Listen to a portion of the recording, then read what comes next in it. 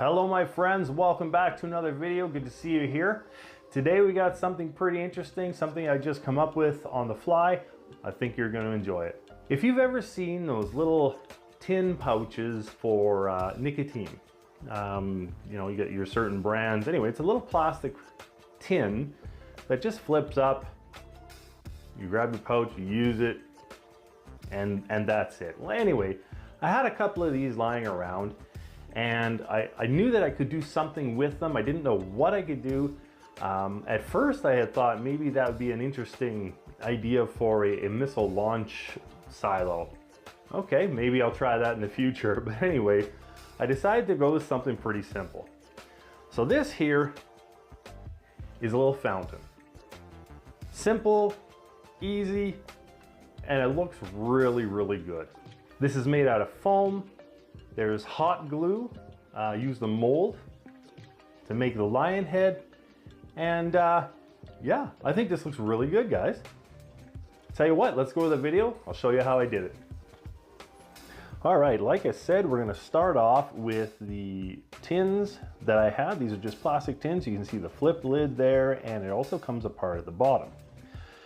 Well, I didn't want to fill this whole thing up with resin, so I decided that I'm just gonna start off and do the top part. So I cut a bunch of bricks. Here's just some XPS foam that I made into some really thin bricks.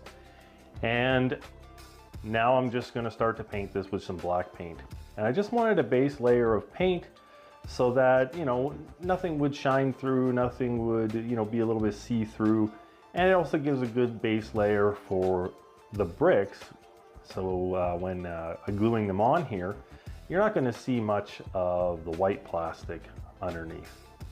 So just a little bit of hot glue and just started putting all these bricks on. And this wasn't difficult, but I did have to hold it on both sides so the bricks would kind of bend around the plastic.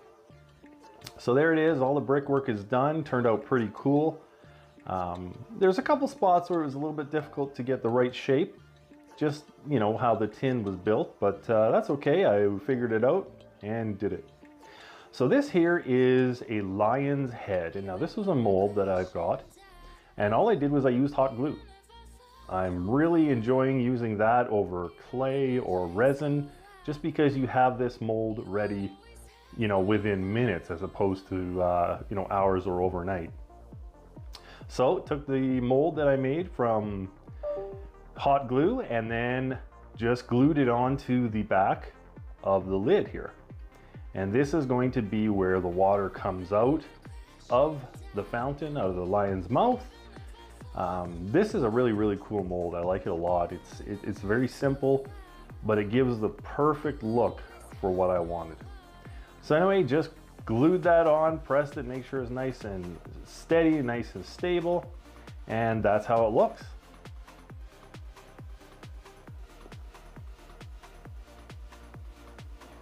So the next step, I took some Mod Podge and black paint, and you know how we do it.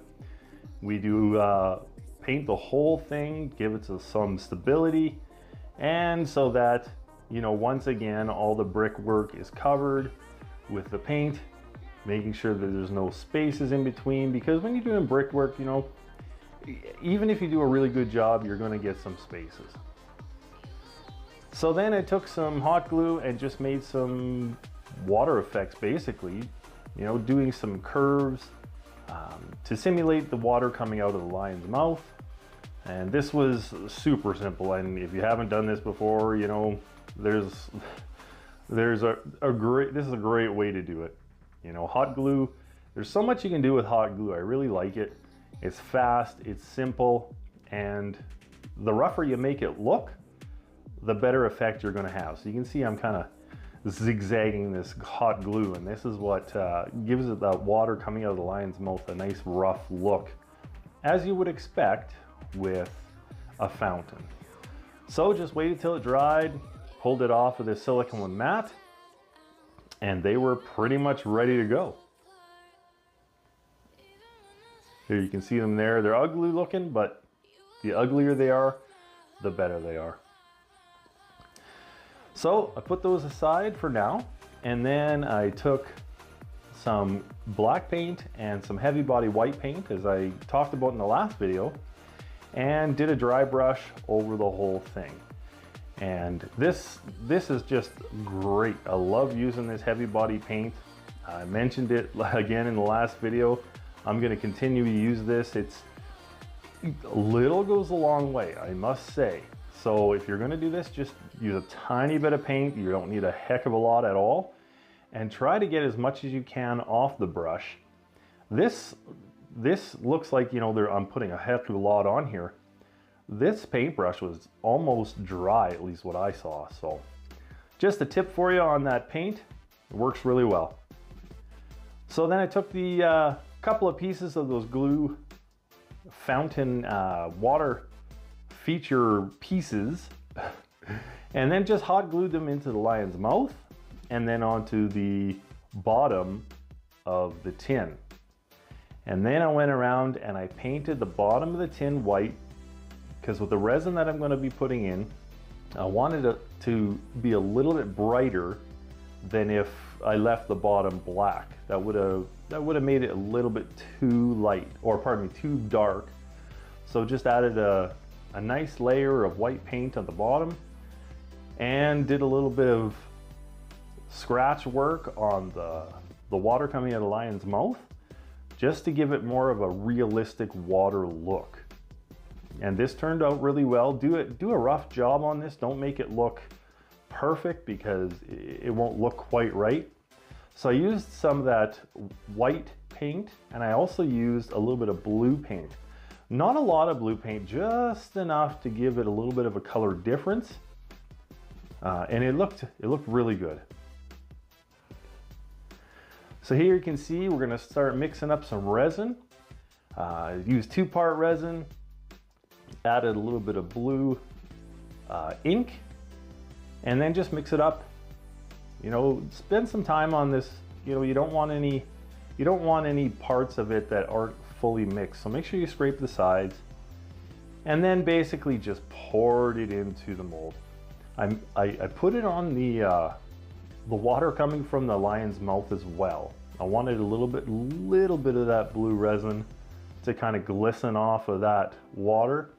It looked really cool and definitely gave me the effect that I was going for.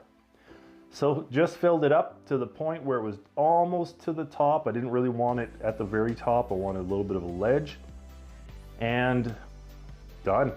Super simple. So after that was all dried, I took some Mod Podge, and I also took some tacky glue as well, and then just went around the surface of the resin just to give this a disturbed water look. So this took, you know, a bit. I wanted to make sure that it wasn't a smooth surface, so that when I did eventually dry brush, it would show up as disturbed water with a little bit of white tips, if you will, just so it looks really, really interesting and looks fairly real. So here is the tacky glue, and tacky glue will give you a little bit more dimension over Mod Podge, I find anyway. Tacky glue is a lot thicker, so you can get more peaks when you're doing this technique. So thanks so much for watching the video, guys. Hope you have a great day, and don't forget to like and subscribe. We'll see you for the next video.